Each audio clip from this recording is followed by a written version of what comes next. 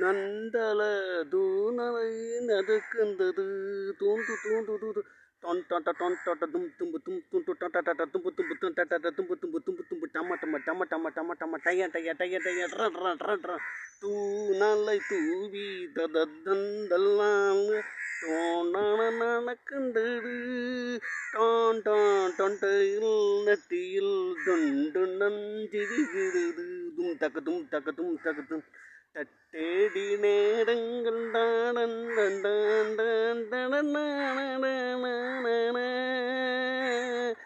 நன்னாடை நறுநாளும் தும் தும் தும் தும் தும் தும் தும் தும் பூமாலை தூடண்டல் தும்பு தும்பு தும்பு தும்பு தும்பு தும்பு தும். ஒன்றிய தலைவரே 200 டாக்டரு அப்படியே ஊருக்குள்ளே சுற்றி பார்த்துக்கிட்டு இருக்காரு. ஒன்றிய தலைவர் பேர் உள்ளவர் 200 டாக்டரு ஒரு லூசு பைத்தியத்தை நைட்டு இருட்டு வீட்டுக்குள்ளே போட்டு அடிக்கிறாங்க. ஐயோ அடிக்காதங்க, என்னை அடிக்காதங்க, என்னை அடிக்காதங்க அப்படின்னு அந்த லூசு கத்துது. அப்புறம்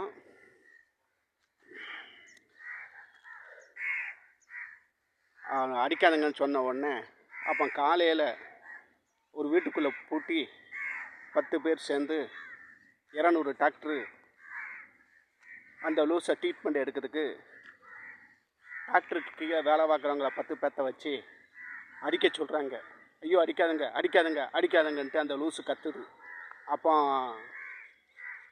டாக்டருக்கு கீழே வேலை வாங்கிட்ட சொல்லுதா, இந்த வீட்டில் ஐயோந்தான் போகுது, நீ உழைச்சி வேலை பார்க்க மாட்டேங்கிற, ஆனால் குடும்பத்தை காப்பாற்ற மாட்டேங்க, இந்த வீட்டில் ஒரு இலை விழும், ஐயோன்னு போகுது அப்படின்னு டாக்டருக்கு கீழே வேலை பார்க்குறவங்க மனநோயாளிகிட்ட ஓங்கி கத்துறாங்க. அப்போ ஏம்மா என்னம்மா, டேய் நீ என்ன வேலைடா நீ பண்ணிக்கிட்டு இருக்க? அப்பா அங்கிட்டு இங்கிட்டுன்ட்டு தலையாட்டிக்கிட்டு கோயிலில் பொம்மை தலையாட்டு மாதிரி தலையாட்டிக்கிட்டு இருக்காரு, சிரிச்சுக்கிட்டு இருக்காரு. அவர் நல்ல புத்தியோடு தான் இருக்கார். அவருடைய செயல் தலையாட்டி பொம்மை மாதிரி சிரிச்சுக்கிட்டு மூஞ்சி அங்கிட்டுன்ட்டு ஆடிக்கிட்டு இருக்கு. அவரை வச்சு ஒன்றும் பண்ண முடியாதடா, பொம்மை மாதிரி தான் அவரை வச்சு நான் பார்க்க முடியும். உன் அக்காவுக்கு டிபி காய்ச்ச நோய், அவளை கல்யாணம் பண்ணி கொடுக்கணும். அப்போ ஃபஸ்ட்டு அவளுடைய வியாதியை குணப்படுத்தணும், அப்புறம் வேலைக்கு அனுப்பணும். அதில் சிறுக சிட்டுக்குருவி மாதிரி பணத்தை சேர்த்து வச்சு அவளை கல்யாணம் முடித்து கொடுக்கண்டா. இந்த குடும்பத்தை நம்ம 2 பேரும் தாண்டா பார்க்கணும், 2 பேரும் நிலைமையும் சரியில்லைடா. உன் அக்காவை கொஞ்சம் நினச்சி பாடுறா, உங்கள் அப்பாவை கொஞ்சம் நினச்சி பாடுறா அப்படின்னு அவங்க அம்மா சொல்கிறாங்க. அதுக்கு அம்மாட்ட பையன் சொல்கிறாப்புல, என் ரத்தத்தில் புலவுருன்னு ஊறி போச்சு, அதுலேருந்து மீண்டு நான் வர முடிய மாட்டேங்கு. என்னை பெத்த வளர்த்த முடிஞ்சால் எனக்கு புலவருக்கு ஒரு வாய்ப்பு வாங்கி கொடுங்க. அதில் மேடை கிடைக்கணும், புலவர் இருக்கணும், புலவருக்குள்ளே பாட்டு வரணும், சரிகம்மா பதனியை நான் எடுத்துக்கிடுதேன். சுச்சுவேஷனை சொன்ன உடனே ஒரு 1/2 மணி நேரத்தில் 3/4 மணி நேரத்தில் அருமையான பாட்டு நான் போடுவேன். தூணை போட்டு மெட்டை போட்டு பாட்டை படிப்பேன். 20 கட்டை 30 கட்டை 60 கட்டை வரைக்கும் குரல் வளத்தில் ஓங்கி பாட்டு படிப்பேன். அந்த சக்தி தான், அந்த செயல் தான் எனக்கு இருக்குது. அதில் மீட்டு வர முடிய மாட்டேங்கம்மா. என் மேலே வருத்தப்பட்டுக்கிற ஆப்போசிட்டாக நினைக்காத, எதிர்ப்பாக நினைக்காதம்மா. நான் புலவருன்னே வாழ்ந்துட்டேம்மா. டேய் புலவர்னா நம்மகிட்ட கண்ணு கெட்டு தூரத்தில் நிலம் இருக்கணும், இடம் இருக்கணும், விளைஞ்ச வெள்ளாமைகள் அதிகமாக குவிஞ்சு போய் இருக்கணும். அப்போ தாண்டா புலவர் வேலைக்கு நீ போக முடியும். நம்மளே அன்றாடம் வேலைக்கு போகிறோம், வேலைக்கு போனால் தான் அவங்க தானியம் கொடுத்தா தான் வாழ முடியும். அந்த காலகட்டத்தில் வாழும்போது நீ எப்படி புலவர் ஆக முடியும், எப்படி கவிஞர் ஆக முடியும் அப்படின்னு அவங்க அம்மா கத்துறாங்க, சத்தம் போடுதாங்க. சரி ரைட்டு, இனிமே நான் வீட்டில் இருக்கக்கூடாது, எம்மா என்னை மன்னிச்சிரு, டேய் போடா போய் தொலை, ஒன்று செத்துக்கித்து போய் தொலை, இல்லை எங்கிட்டா போய் தொலைடான்னு வீட்டை விட்டு பற்றிருந்தாங்க. நீ இருந்தும் ஒன்று தான், நீ இல்லாட்டாலும் ஒன்று தான், போய் தொலைடான்னு வீட்டை விட்டு தொலைதான். அவரும் வீட்டை விட்டு கோச்சிட்டு போகிறாப்புல. அப்படியே சுற்றி சுற்றி பார்க்காப்புல. அப்போ இன்னொரு புலவர் வந்து வராரு. ஏப்பா நானும் ஒன்றை மாதிரி புலவர் தான், இங்கே வந்து ஒரு வாய்ப்பு கிடைக்கும், ஒரு மேடை கிடைக்கும், புலவருக்குள்ளே பாட்டு வரும்னு நான் ட்ரை பண்ணி பார்த்தேன். இங்கே வந்து இருக்கப்பட்டவங்களுக்கு தான்ப்பா அந்த சப்போர்ட் எழுப்பு உதவி கிடைக்கும், இல்லாதப்பட்டவனுக்கு அந்த சப்போர்ட் எழுப்பு உதவி கட்டாயமாக கிடைக்காதுப்பா. நமக்கு கண்ணு கெட்டு தூரத்தை வந்து நிலம் சொந்தமாக இருக்கணும், வயல் இருக்கணும், வீடு இருக்கணும், வெள்ளாமல் கொட்டி நிறைஞ்சு போய் நமக்கு சொந்தமாக இருந்தால் தான் அவங்களத்தான் புலவர் கவிஞர்னு ஏற்றுக்கிடுதாங்க. நம்ம என்ன தான் திறமை இருந்தால் கூட நம்மளை புலவர் கவிஞர்னு இந்த உலகத்தில் நம்ம ஊரில் யாருமே ஏற்றுக்கிட மாட்டாங்கப்பா. போப்பா, புலவர் வேலையை விட்டு போட்டு எங்கிட்டாவது வேலை பார்த்து தானியத்தை வாங்கி பிழைச்சிக்கப்பா, அது நமக்கு செட் ஆகாது, வேண்டாப்பா அப்படின்னு இன்னொரு புலவர் இந்த புலவர்கிட்ட பேசிக்கிட்டு இருக்காரு. சரி ரைட்டு. அவர் சுற்றி சுற்றி வந்து பார்த்துட்டு அப்போ தாடியோட நகத்தோட வேற மாதிரி ஆகி பைத்தியம் ஆகி இருந்தும் செத்து ரெண்டு கட்டமாக லூஸ் மாதிரி வாழ ஆரம்பிச்சிட்டாரு. அப்படியே லைஃப் போயிடுச்சு. ஆமாம்.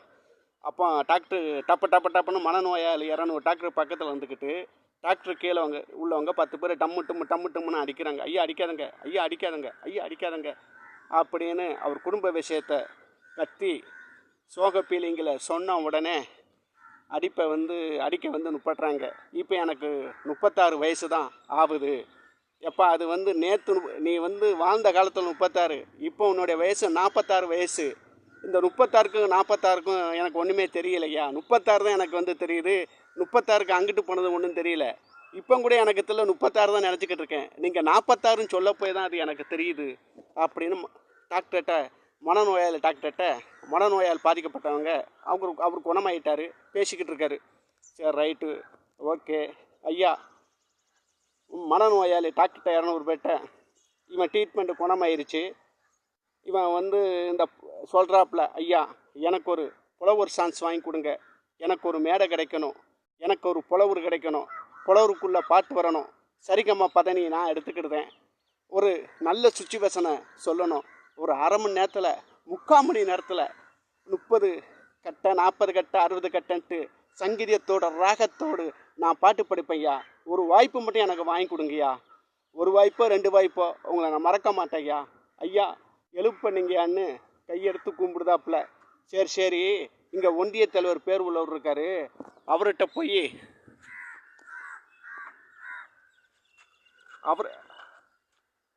போய் உன் நிலைமை எடுத்து சொல்கிறோம். அவரால் முடிஞ்சால் சப்போர்ட் எழுப்ப உதவி உங்களுக்கு பண்ணுவார், நிச்சயமாக பண்ணுவாருங்க, வாங்கன்னு 200 டாக்டரு அந்த ஆளை கூட்டிகிட்டு வந்து ஒன்றிய தலைவர் பேர் உள்ளவர்கிட்ட ஒப்படைக்காப்புல. என்னப்பா இவர் குணமாயிட்டார், இவர் கொள்கை ஒன்று இருக்குது, அது நீங்களே கேட்டுக்கங்க அப்படின்னு 200 மனநோயாளி டாக்டரு ஒன்றிய தலைவர் பேர் உள்ளவர்கிட்ட சொல்கிறாப்புல. அப்போ ஒன்றிய தலைவர் பேர் உள்ளவர் அந்த ஆள்கிட்ட கேட்காரு, என்னப்பா உனக்கு பிரச்சனை, இப்போ நீ குணமாயிட்ட, நல்லா தானே இருக்கிற, உனக்கு என்னப்பா பிரச்சனை அப்படிங்காப்புல. ஏதோ வேலைக்கு கொடுத்த தானியம் கொடுப்பாங்க, அதை வச்சு வாழ்ந்துக்கோ அப்படின்னு ஒன்றிய தலைவர் பேர் உள்ளவர் சொல்லுதார். ஐயா நான் வந்து புலவராகணுமையா, புலவராவதுக்கு ஒரு வாய்ப்பு வாங்கி கொடுங்க, எனக்கு மேடை கிடைக்கணும், மேடையில் புலவர் வாய்ப்பு நீங்கள் வாங்கி கொடுக்கணும், புலவர் மூலிமா பாட்டு வரணும், சரிகமா பதனி நான் எடுத்துக்கிடுவேன், ஒரு சுச்சுவேஷனை சொன்னேன்னா ஒரு அரை மணி நேரத்தில் 3/4 மணி நேரத்தில் அருமையான பாட்டு நான் கொடுப்பேன் ஐயா, எனக்கு புலவர் சான்ஸ் மட்டும் வாங்கி கொடுங்க ஐயா, உங்களை கையெடுத்து கும்பிடுதம் ஐயா, விட்டுறாதங்க ஐயா அப்படின்னு வருத்தப்பட்டு குணமடைந்த அந்த ஆள் வந்து ஒன்றிய தலைவர் பேர் உள்ளவர்கிட்ட பேசிக்கிட்டு இருக்காரு. சரி நம்ம ஊரில் எங்கே கோயில் திருவிழா நடந்தாலும், எங்கே விசேஷம் நடந்தாலும், எந்த வீட்டில் வந்து கல்யாணம் நடந்தாலும் சடங்கு நடந்தாலும் உன்னுடைய குயில் உன்னுடைய பாட்டு தான் 8 கட்டையில் 60 கட்டையில் ஓங்கி கத்தி நீ பாட்டு படிக்கணும், நீ தான் பெரிய பாடகன், நான் இருக்கேன் தண்டியும், நீ கவலைப்படாத, நீ தைரியமாயிரு, நானாச்சு அப்படின்னு ஒன்றிய தலைவர் பேர் உள்ளவர் சொல்லிவிட்டு அவனை கட் பண்ணிவிட்டு 200 டாக்டர்கிட்ட வந்து பேசுகிறாப்புல. என்னப்பா கவிஞருங்காரு புலவருங்காரு, இந்த மாதிரி ஆளுகளை குணப்படுத்தி விட்டு நான் என்னப்பா செய்கிறது, என்னங்க செய்கிறதுன்னு 200 மனநோயாளி டாக்டர்கிட்ட ஒன்றிய தலைவர் பேர் உள்ளவர் பேசிக்கிட்டு இருக்காரு. அப்போ டாக்டர் சொல்கிறார், ஐயா அவங்க வழியில் போனால் தான் அவங்க ஆயுசு முடியும் தாண்டி வாழ்வாங்க, அவங்கள வாழ வைக்க முடியும். உங்களுக்கு ஒரு புத்தியை கொடுத்து நீங்கள் ஒரு புத்தியை எக்ஸ்ட்ரா அறிவை புத்தியை தெரிஞ்சேன்னு திருப்பி லூசு மெண்டல் ஆயிரும். போனது போனாதான், பீஸ் போனது போனாதான், டேமேஜ் ஆனது ஆனாதான், உடஞ்சதை ஒட்டு வைக்க முடியாது. இப்போ நாங்கள் எல்லாம் ரெடி பண்ணி கொண்டு வந்துருக்கோம். அவர் வழியிலே போய் நாங்கள் 200 சித்த வைத்திய டாக்டர் சொல்கிறேங்க, அவருக்கு ஒரு புலவர் வாய்ப்பை 2-3 வாங்கி கொடுங்க, அவர் தெரிஞ்சு மனுஷனாக ஆயிடுவார். அவர் வழிக்கு நீங்கள் போங்க, உங்கள் வழிக்கு வந்து இழுக்காங்க, உங்கள் கண்ட்ரோலில் அவர் வாழ்வார் மட்டும் தயவு செய்து நினைக்காதங்க. இது வந்து டேம்ஸ் பைத்தியம் லூஸாக போயிருச்சுன்னா நாங்கள் பாவத்துக்கு துன்பத்துக்கு துயரத்துக்கு எங்கள் குடும்பம் வந்து பாவம் சுற்றிக்கிட்டு இருக்கோம். இப்போ மக்களுக்கு மத்தியிலையும் கடவுளுக்கு மத்தியிலும் நடுவில் தான் இந்த மனநோயாளியை நான் குணப்படுத்தி ஒன்றை கொடுத்துருக்கேன். அதை கடைசி வரைக்கும் நீங்கள் மெயின்டைன்ஸ் பண்ணணுமையா அப்படின்னு சொல்கிறாப்புல. இல்லை ஏதாவது அதம் பார்த்தா நடந்து போச்சுன்னா நாங்கள் இந்த லூசுகளை வந்து குணப்படுத்துகிற விஷயத்தை விட்டுட்டு மூலிகை சித்த வைத்திய டாக்டரு மற்ற பேஷண்ட்டுகளை குணப்படுத்தி எதை நாங்கள் வாழ்ந்துட்டு போகிறோம், பிழைச்சிட்டு போகிறோம் அப்படின்னு ஒன்றிய தலைவர் பேர் உள்ளவட்ட பேசுகிறாப்புல. சரி ரைட்டு அப்படியே பேசிட்டு சரி பார்த்துக்கிறது ஐயா, பார்த்துக்கிறதம்மா, எல்லாம் போயிட்டு வாங்க அப்படின்னு ஒன்றிய தலைவர். எப்பா வாப்பா, பல்ல தேய்ப்பா, குளிச்சுட்டு உனக்கு வந்து புது ட்ரெஸ்ஸு, காட்டன் ட்ரெஸ்ஸு 2 ட்ரெஸ்ஸு போட்டுக்கப்பா, மாறி போட்டுக்காப்பா, கொஞ்ச நாள் என் கூட இரு, உனக்கு மற்ற நடவடிக்கை நான் எடுத்து கொடுக்குறேன், உனக்கு பொறுப்பு இஞ்சாச்சு, நான் பொறுப்பாயிட்டேன் வாப்பா அப்படின்னு சொல்லி கொண்டுட்டு வராப்புல. உனக்கு இன்னும் நான் சப்போர்ட் எழுப்ப உதவி பண்ணுறேன் அப்படின்னு சொல்கிறாப்புல. இந்த ஜென்ரேஷன் தலைமுறை வந்து 34வது ஜென்ரேஷன் தலைமுறையில் உங்கள் மத்தியில் பேசிக்கிட்டு இருக்கேன். அடுத்த ஜென்ரேஷன் தலைமுறையில்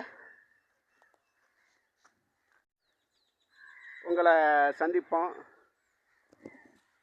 உங்களை பார்ப்போம். என் ரசிக பெருமக்களே, கருத்து வேறுபாடு வரவேற்பு கொடுக்கக்கூடியவர்களே, உலகம் முழுவதும் எம் பாலசுப்ரமணியன் சேனல் வந்து போகணும், அந்தந்த மொழியில் ட்ரான்ஸ்ஃபர் பண்ணி சொல்லணும். என் அன்பான இனிமையான விசுவாசத்தோட வாழ்த்துக்கள், செயல்பாட்டு வாழ்த்துக்கள், நன்றியை தெரியப்படுத்திக் கொள்கிறேன். உங்களோடு வாழ்ந்து கொண்டே இருப்பேன். எம் பாலசுப்ரமணியன். இதோடு நான் முடித்து கொள்கிறேன். அடுத்த ஜென்ரேஷன் தலைமுறையில் உங்களை நான் சந்திக்கிறேன். ஹலோ நண்பர்களே, உங்களோட நல்லா பழகிட்டேன், பாசமாக பழகிட்டேன். போயிட்டு வாங்க